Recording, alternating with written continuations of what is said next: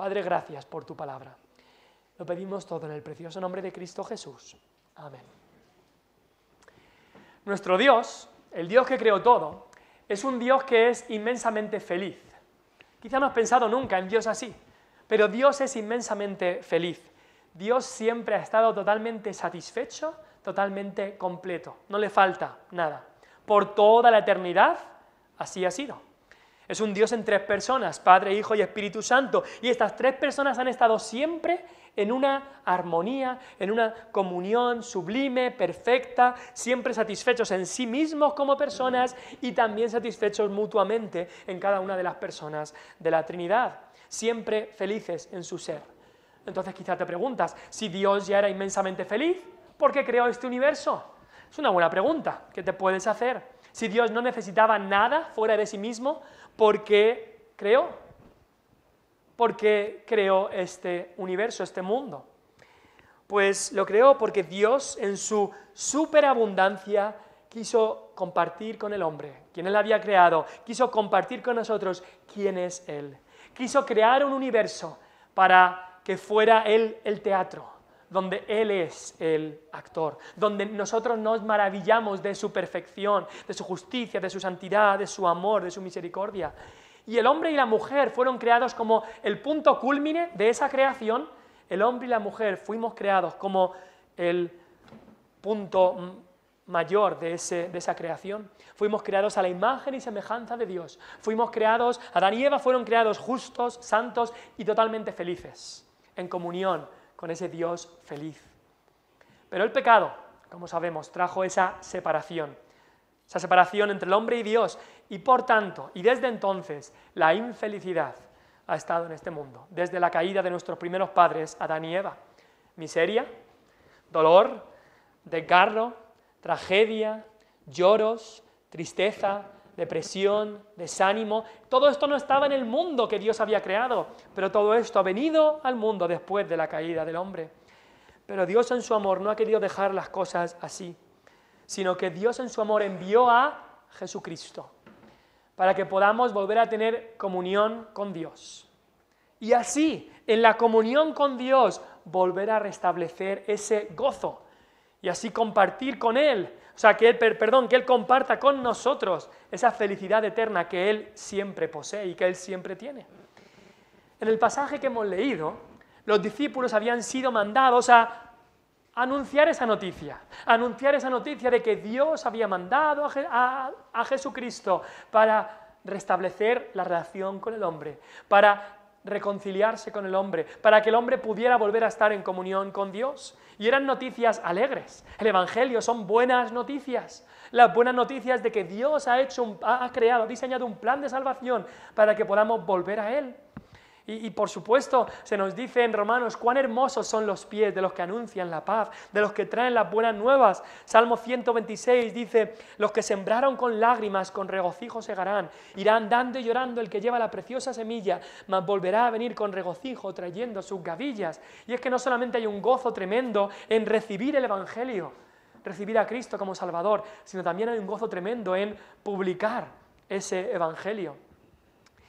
Y hoy el mensaje de hoy es que Dios quiere que tú participes de su propio gozo por medio de Cristo, recibiendo y asombrándote en el Evangelio de la gracia de Dios. Dios quiere que tú participes en su mismo gozo, en ese gozo que es suyo, pero esto es por medio de Cristo, por medio del Evangelio de la gracia de Dios.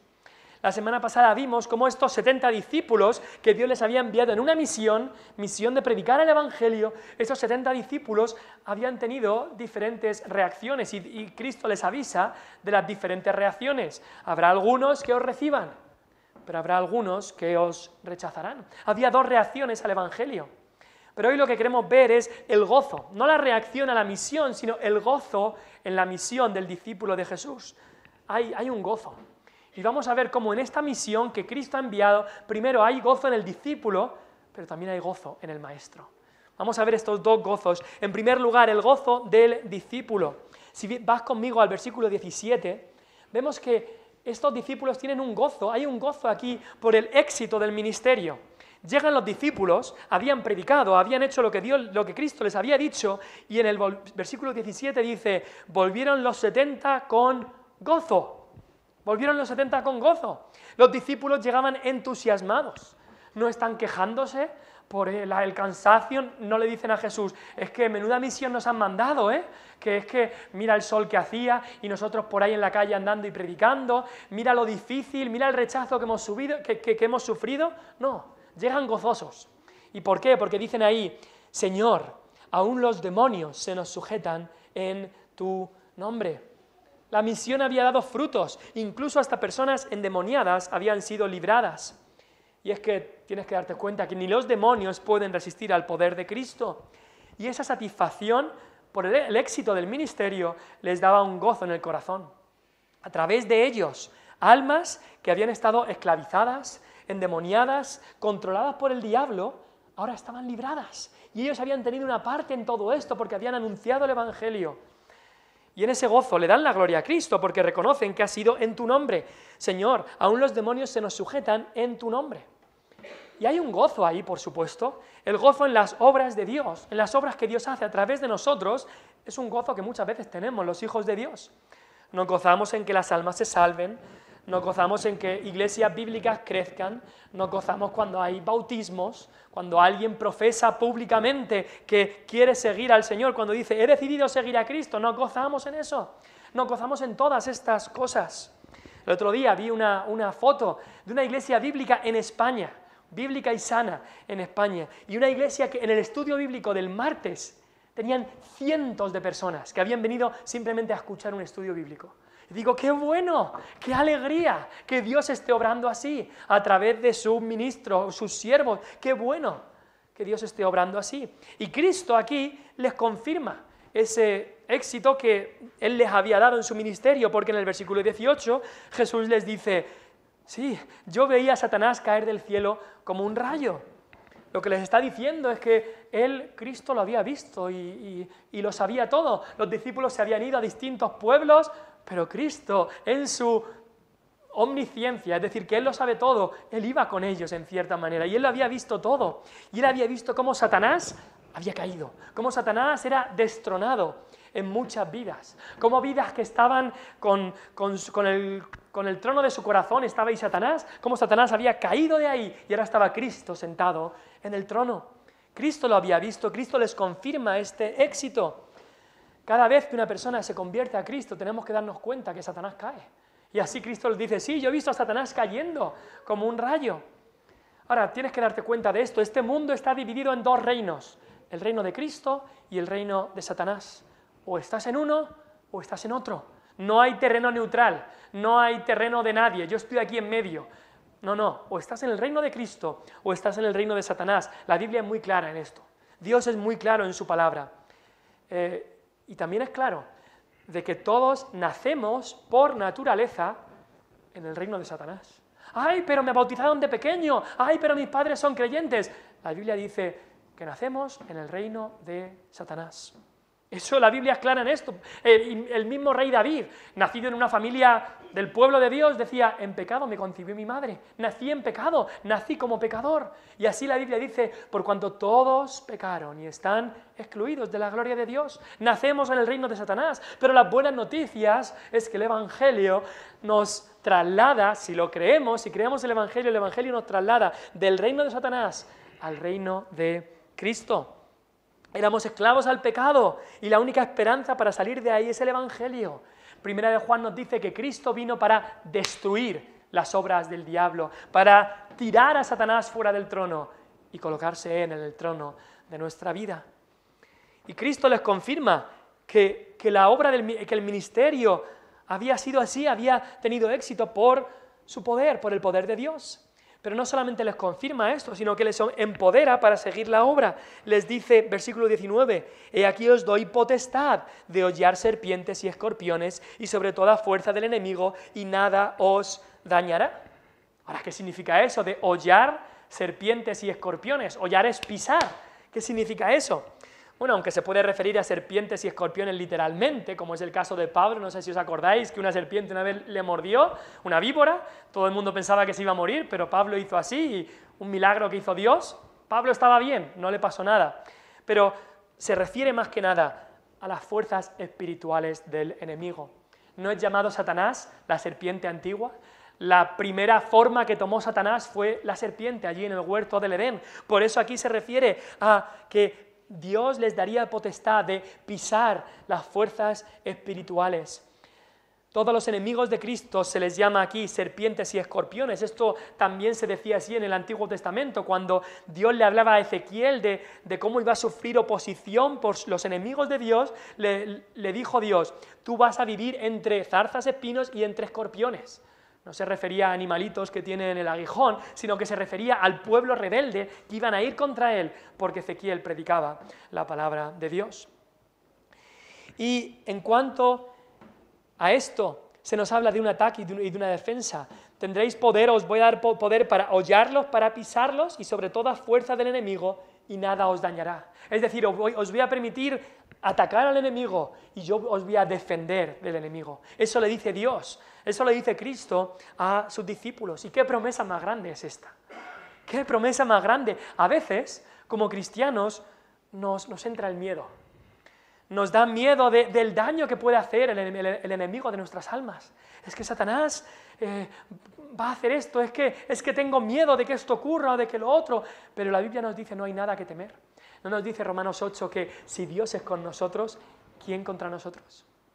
Ni las fuerzas más terribles del infierno pueden contra el pueblo de Dios, no por nosotros mismos, sino por quien está con nosotros. Dios está con nosotros. Si Dios está con nosotros, ¿quién contra nosotros? Y por eso lo dice en Romanos 8, pero en Romanos 16 Pablo dice: y el Dios de paz aplastará en breve a Satanás bajo vuestros pies. Curiosamente, bajo vuestros pies. O sea, Dios lo aplasta, pero Dios te quiere utilizar a ti para aplastar a Satanás. Ahora, ¿cómo aplastamos a Satanás?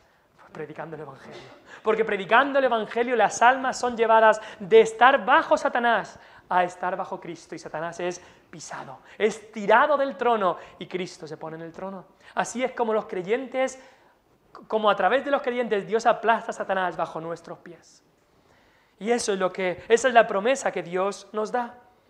Cristo aquí les empodera, Cristo confirma que esta misión había tenido éxito por su poder, y les da más poder, les empodera para seguir en la obra. Pero hay un pero. Mira lo que dice el versículo 20. Pero, empieza con un pero. En este gozo de los discípulos hay un pero, y un pero grande. Es un gozo, sí, pero un gozo que puede tener peligros. Un gozo que tiene muchos peligros, porque les dice ahí Cristo, que les dice en el versículo 20, pero no os regocijéis de que los espíritus se os sujetan, sino regocijaos de que vuestros nombres están escritos en los cielos. Hay algunos peligros de este gozo en el ministerio. Ahora, ¿por qué es peligroso? Porque si tu mayor alegría como cristiano está en el éxito o los resultados del ministerio, tienes un problema. Hay peligros en este tipo de gozo. Uno de los peligros es que el resultado y los frutos, a fin de cuentas, los da Dios.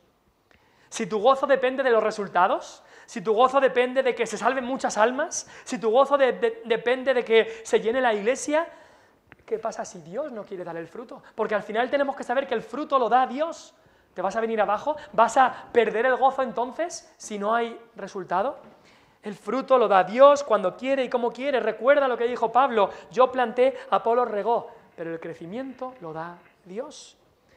Entonces, ese es un peligro que tiene. Otro peligro es que puede llegar a darte una falsa seguridad de salvación. ¿Sabes que Judas estaba también entre los apóstoles que también echaban fuera demonios? Judas mismo echaba fuera demonios. Ahora, no sabemos exactamente, pero yo creo que echaba fuera demonios por el poder de Satanás. Judas también echó fuera demonios. Y en Mateo 7, Jesús da una advertencia muy grande cuando dice que en el día final habrá gente que dirá: Señor, Señor, en tu nombre echamos fuera demonios. Y Cristo les declarará: nunca os conocí, apartaos de mí, hacedores de maldad. Fíjate, gente que había tenido un ministerio y están en el infierno.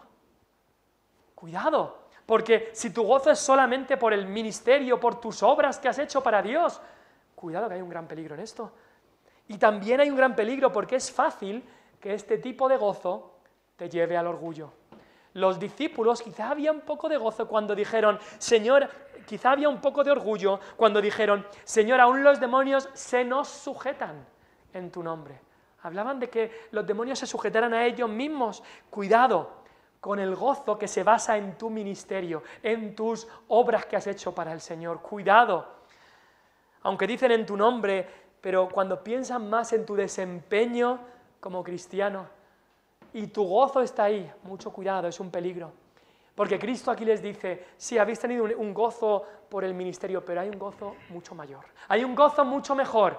¿Y cuál es ese gozo? Les dice, no os regocijéis de que los espíritus se os sujetan, sino regocijaos de que vuestros nombres están escritos en los cielos. Ese es el gozo que es mucho mayor, que es mucho mejor, que es mucho más permanente, que es mucho más importante. Cristo habla aquí de nombres escritos en los cielos. ¿A qué se refiere eso? ¿Nombres escritos en los cielos significa eso que un día vas a ver tu nombre escrito en una nube? No se refiere a eso. Cuando dice Cristo de que regocíjate de que tu nombre está escrito en el cielo, se refiere a que hay un libro que Dios tiene. Hay unos libros escritos, hay un libro de la vida que Dios tiene, en el que Dios tiene todos los nombres de todos los miembros de su pueblo, de todos los que son sus hijos verdaderos. Dios los tiene apuntados en un libro. Filipenses 4:3. El apóstol Pablo dice, estos son mis colaboradores cuyos nombres están en el libro de la vida. Pablo por el Espíritu Santo podía decir eso. En Apocalipsis 13:8 nos dice de unos que no estaba su nombre en el libro de la vida. Dice, y adoraron a la bestia del anticristo, adoraron al anticristo, la bestia, todos los moradores de la tierra cuyos nombres no estaban escritos en el libro de la vida del Cordero. Hay un libro de la vida. Hay nombres escritos y hay nombres que no están escritos. Los que están escritos son el pueblo de Dios. Los que no están escritos son los enemigos de Dios. Unos son del reino de Cristo, otros son del reino de Satanás. Y en el juicio final hay unas palabras muy solemnes. Unas palabras que incluso fueron las que Dios utilizó en la vida de mi suegro para hacerle temblar y traerle a los pies de Cristo. En Apocalipsis 20:15 dice, y el que no se halló inscrito en el libro de la vida fue lanzado al lago de fuego. Palabras solemnes, pero palabras verdaderas. Ahora, ¿cómo puedes estar seguro de que tu nombre está escrito en ese libro? ¿Cómo puedes estar seguro? Pues la Biblia nos da una respuesta por toda la Biblia. Hay una sola manera, recibiendo a Cristo, en arrepentimiento de tus pecados y fe personal en Él. Así de simple, como vamos a ver en unos minutos, es así de simple. No es haciendo grandes cosas, no es donando grandes cantidades, no es haciendo nada más que creyendo en Cristo, en arrepentimiento y fe. Así que, cristiano, no te alegres tanto cuando la gente te dice, bien hecho, buen cristiano y fiel. Alégrate mucho más de que Dios te diga en un futuro, bien hecho, buen siervo y fiel, entra en el gozo de tu Señor. No te alegres tanto cuando la iglesia se llena, alégrate de que el cielo se llene y un día tú estarás allí. No te alegres tanto de los talentos que Dios te da, alégrate más del regalo principal que Dios te da, la salvación. Alégrate mucho más en la gracia salvadora de Dios que en los frutos que Dios pueda dar a través de tu vida. Como dijo Martin Lloyd-Jones, los dones y las experiencias son transitorios e inciertos. Deberíamos enfocarnos en lo que permanece y es eterno. No te regocijes de que los demonios se sujetan por el nombre de Jesús. Regocíjate de que tu nombre está escrito en el libro de la vida. Si tu gozo está fundado en tu desempeño como cristiano, ese gozo será temporal, será fluctuante y habrá grandes peligros. ¿Cuántos hay, incluso cristianos, que su gozo está en los dones, en los talentos que Dios les ha dado? Se alegran de la elocuencia al predicar de tal persona o que ellos mismos tienen. Se alegran y se gozan de la capacidad mental de ese.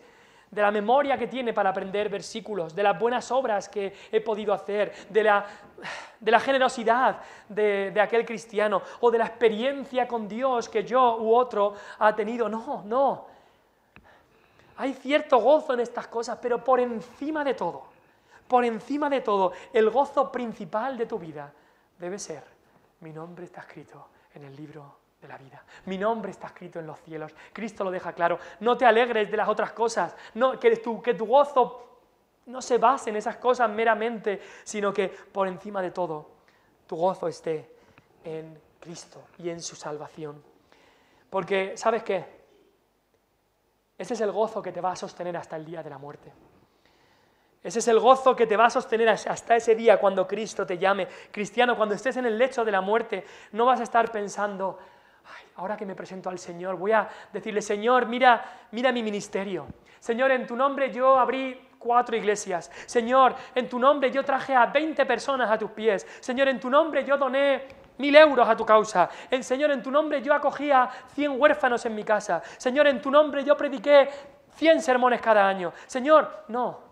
Lo que dirás es: Señor, gracias porque mi nombre está escrito en el libro de la vida. Gracias por tu gracia. Gracias por salvarme. Gracias por Cristo. Y es que la gracia es muy superior a los dones que Dios da.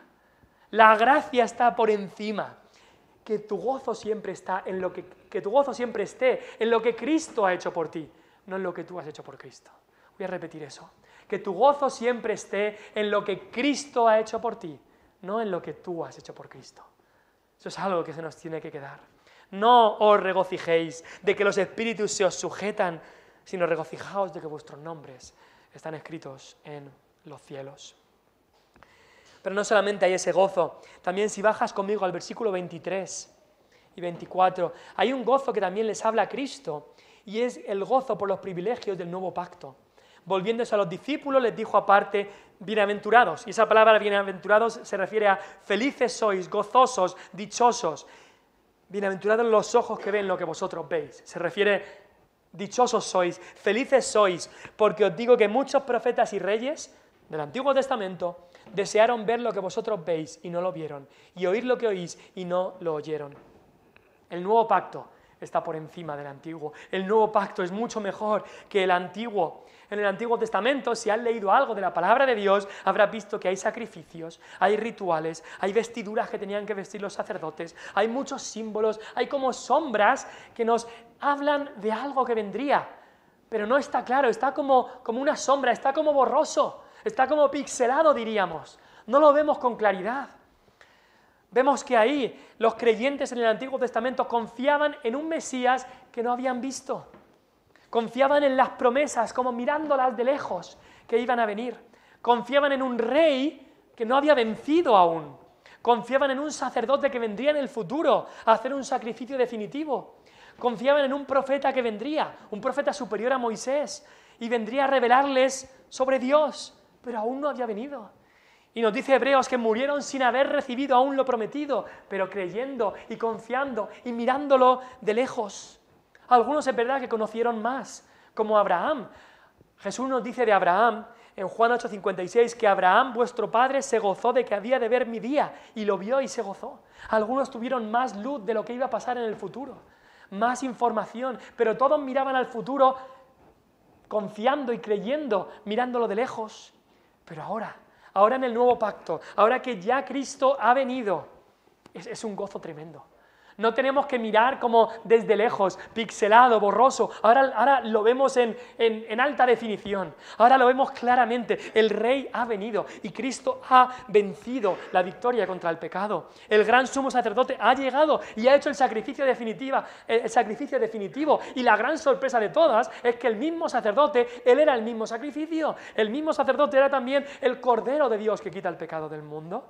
Y el gran profeta, Cristo, ha llegado y nos ha dado a conocer al Padre.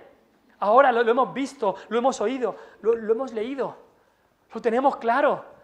Y por eso hay un gozo mucho más grande en los discípulos, que los discípulos podían experimentar y que nosotros también podemos experimentarlo. Te pregunto, ¿tienes tú este gozo del discípulo de Cristo? En el discípulo hay un gran gozo. Quizá a veces no vivimos como deberíamos ese gozo. Sí es verdad que hemos creído en Cristo, somos salvos y ese gozo está por ahí metido, pero no se ve en nuestra vida. Vivimos vidas miserables. Vivimos vidas como si no tuviéramos nada de esto. Pero Dios quiere que vivamos con ese gozo que Él nos ha dado. Estábamos cantando antes el himno, creo que era el 714. Y hay una palabra que me ha hecho pensar mucho. Dice la segunda estrofa: cuando a otros ves en gran prosperidad, mira lo que Dios te ofrece en su bondad. Dice luego: cuenta las riquezas de real valor. Imagínate que alguien está contando su dinero físico, y está ahí contando billetes, y coge los billetes del Monopoly y empieza a contarlos también, y se lo añade a su dinero. Diríamos: oye, pero los billetes del Monopoly no son reales, no valen para nada, no cuentes eso. Y como cristianos muchas veces hacemos lo mismo. Pensamos que las cosas que tenemos por aquí, temporales, que esas son las riquezas que Dios nos ha dado. Y esas cosas de repente se van y nos quedamos sin nada. Y pensamos que nos quedamos sin nada y no nos damos cuenta, como dice ahí: cuenta las riquezas de real valor. No cuentes los billetes del Monopoly, no cuentes las cosas temporales porque vienen y se van. Cuenta lo que Dios te ha dado. Cuenta lo que Dios te ha dado en Cristo, las riquezas de real valor. Cristo quiere recibirte. Cristo quiere y dice hoy: venid a mí, todos los que estáis trabajados y cargados, y yo os haré descansar. Él te da un descanso que nada más te lo puede dar, solamente Cristo. Él te da ese verdadero gozo. Pero no solamente hay un gozo del discípulo, el cristiano puede tener ese gozo. Algo sobrenatural, algo sublime en este pasaje es que también hay un gozo de Cristo. Hay un gozo del Maestro. No solamente Él quiere que tú te goces y Él está enfadado mirándote a ver cómo lo haces. No, Él se goza. Él se goza contigo, y es así que nosotros podemos gozarnos porque nos gozamos en Él. Mira lo que dice el versículo 21. En aquella misma hora, no después, sino justo entonces, en aquella misma hora, Jesús se regocijó en el Espíritu y dijo: Jesús se regocija en aquella misma hora. Y dice: yo te alabo, Padre. Hay un gozo en el Maestro, hay un gozo en Cristo. Ahora, ese gozo es un gozo que incluso hay en la Trinidad. Sabes que, como hemos dicho, Dios es inmensamente feliz, Dios es gozoso. Dios no es un Dios solitario, sino que por toda la eternidad ha habido gozo en Dios, en las tres personas de Dios: Padre, Hijo y Espíritu Santo. Esas personas han estado en relación perfecta, y aquí nos dice que Él se goza en el Espíritu, El gozo es uno de los primeros frutos del Espíritu, y Jesús, como hombre 100% que era, se gozaba en el Espíritu. El Espíritu producía todo el fruto en su vida. Así que este gozo era en el Espíritu. Era un gozo santo, era una alegría por las cosas que realmente importan. Muchas veces nosotros llamamos alegría y felicidad a cosas que en realidad no importan, no son importantes de verdad. Pero el gozo que Dios da es por lo que realmente importa. Y Cristo se goza en alabanza al Padre. Y dice: yo te alabo, oh Padre, Señor del cielo y de la tierra. Y es que este gozo de Cristo estaba en su relación con el Padre. Por eso el cristiano puede tener gozo, como vamos a ver ahora después, porque nada puede movernos de nuestra relación con el Padre. Si tu gozo depende de lo que te rodea, de tu familia, de tu dinero, de tus posesiones, de tus relaciones, si tu gozo depende de todo eso, esas cosas varían. Un día están bien, otro día están mal. Pero tu gozo como cristiano debe depender en tu relación con el Padre. Y como vimos incluso en el campamento, nada ni nadie nos puede arrebatar de la mano de Cristo. Y no solamente eso, dice: nada ni nadie os puede arrebatar de la mano de mi Padre. Y no solamente eso, dice: habéis sido sellados con el Espíritu Santo de la promesa. Nada puede mover eso. Ahí debe estar nuestro gozo. Es el mayor gozo de Cristo, estaba en su Padre, en su relación especial con el Padre. Y mira lo que dice el versículo 22. Dice: todas las cosas me fueron entregadas por mi Padre, y nadie conoce quién es el Hijo sino el Padre, ni quién es el Padre sino el Hijo, y aquel a quien el Hijo lo quiera revelar. Un versículo muy importante. Date cuenta de quién es Cristo aquí. dice que Él es el único que conoce al Padre. El único que de verdad conoce al Padre. Y el Padre es el único que conoce realmente al Hijo. Él es el Hijo de Dios. Nadie conoce quién es el Hijo sino el Padre, nadie conoce quién es el Padre sino el Hijo. Hay una relación perfecta de que por toda la eternidad se han conocido perfectamente, Padre e Hijo, Dios Padre y Dios Hijo. Y lo glorioso de todo esto es que en el Hijo, en Cristo, podemos conocer a Dios. Mira lo que dice el final del versículo 22. Nadie conoce quién es el Padre sino el Hijo, pero gracias por la otra, gracias a Dios, que no se quede ahí. Dice, y aquel a quien el Hijo lo quiera revelar. Tú puedes conocer a Dios. ¿Y cómo puedes conocer a Dios? Pues, cada uno en su religión. ¿Todos los caminos llevan a Dios? No.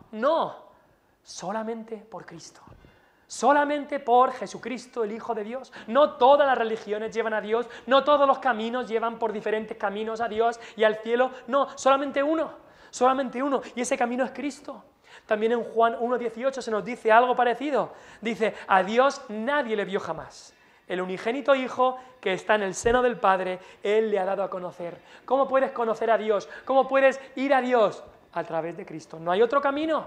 Por eso cuando alguien nos viene y nos dice, no, si yo soy como vosotros, yo creo en Dios, pero a mi manera.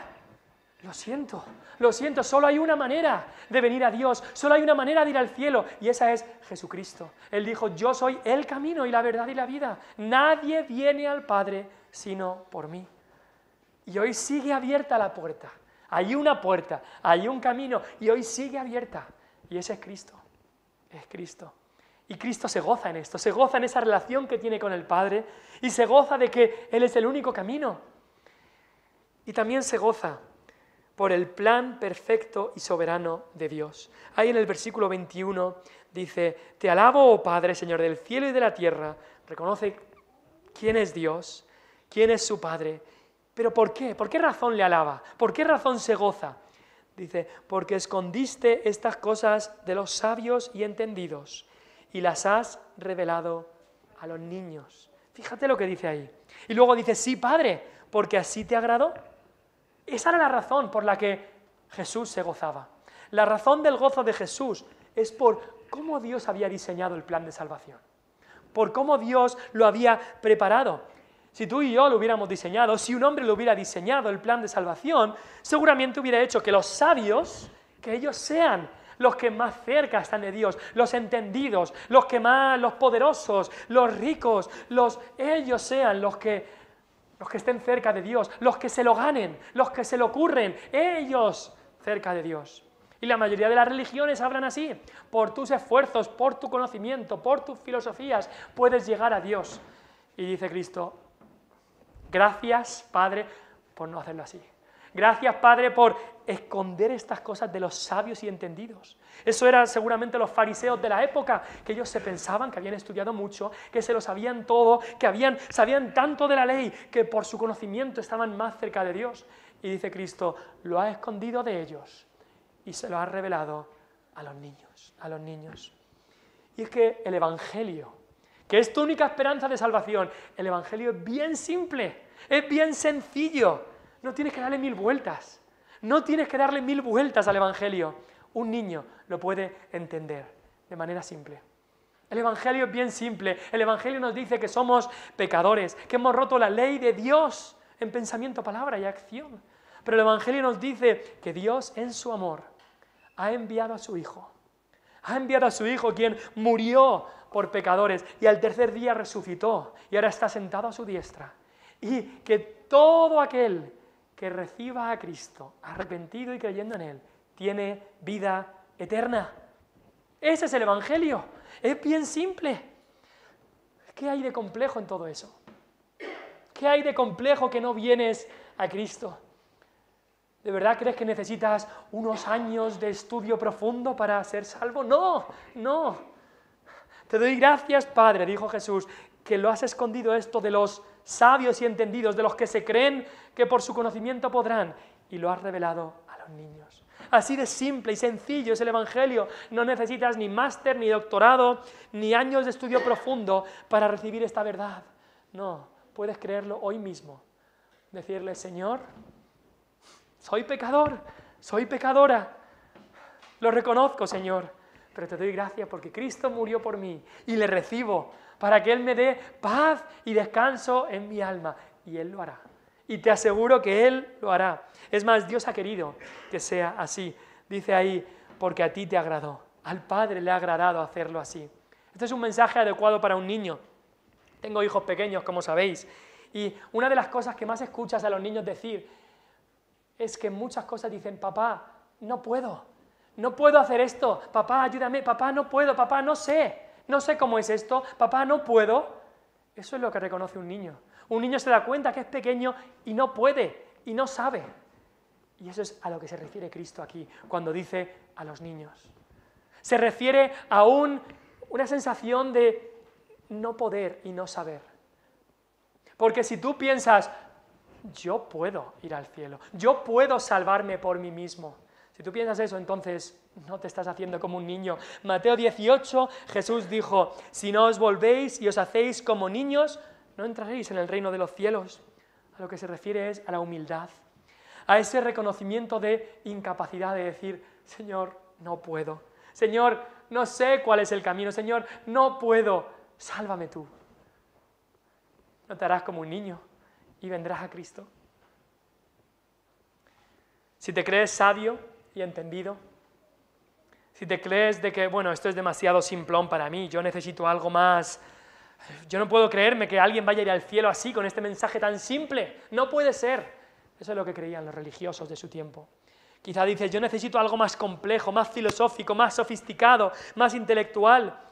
Pues Cristo dice aquí que el Padre ha querido esconder estas cosas de los sabios y entendidos y enseñárselas y revelárselas a los niños. Y con los niños se refiere a los que se hacen como niños, se declaran incapaces, se declaran, no puedo, Señor, hazlo tú.